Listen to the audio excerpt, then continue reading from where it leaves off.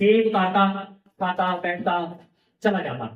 वक्त गुजरता गया, वो बच्चा 10 साल का 12 साल का हो गया, फिर जरा थोड़ा कम हो गया, 15 साल का हुआ, जरा कम आना शुरू हुआ, 18 20 साल का 25 साल का वो बच्चा हो गया। सेब का दरख्त उसी तरह है। बच्चा आया बड़ा परेशान था। सेब के दरख्त ने पूछा तू क्यों परेशान है?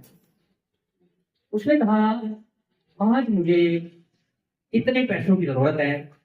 उसने कहा तो आज इस तरह कर, मेरे सारे सेब तोड़ के ले जा, इनको बेच के तुझे जितने पैसों की जरूरत है तू पूरे कर ले। वो सारे सेब दे गया। 5 6 7 8 साल नहीं आया वापस पलट के। उसके बाद वो आया दोबारा, बहुत परेशान था। क्या खैरियत है? सेब के दरख्त को जवाब उसने दिया खैरियत नहीं है। उसने कहा क्या चाहिए तुम्हें? आज मुझे इतने पैसे चाहिए, मेरे पास नहीं है, मैं जहाँ काम करता हूँ उतने पैसे नहीं मिलते। उसने कहा इस तरह कर, मेरी ये सारी शाखें ये लकड़ियां काट के ले जा, ये बेच के, पुराने दौर की बात है, पूरे कर ले। क्या फिर वो 10 15 साल नहीं आया, फिर आया 15 साल बाद, बड़ा लड़खड़ाता, गई झुकी हुई कमर।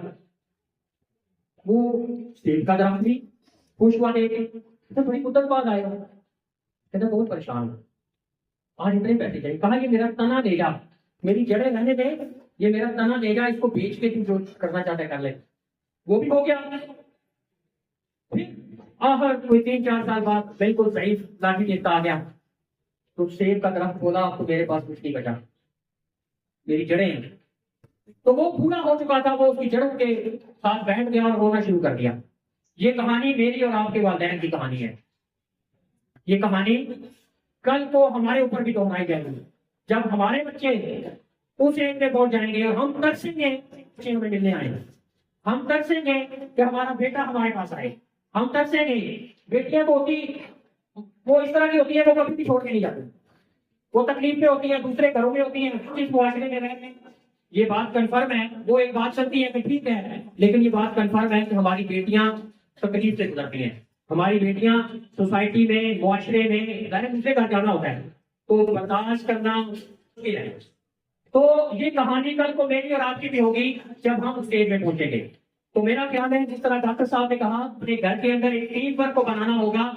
अगर हम ये चाहते हैं ना कि हमारे बच्चे अच्छे हो जाएं, तो हमें अच्छा होना पड़ेगा। अगर एक माँ ये चाहती है कि उसका बेटा सही बने, तो माँ तो सहावत करके दिखानी होगी। अगर एक बाप ये चाहता है कि उसका बेटा कॉन्फिडेंट हो, उसका बेटा मजबूत बने, तो बाप को खुद मजबूत होना होगा। इसलिए कि जिंदगी अपने कदमों पे चला करती है, कि अपने कदमों पे चला करती है, वह कांधे पे चढ़ाता जाता है।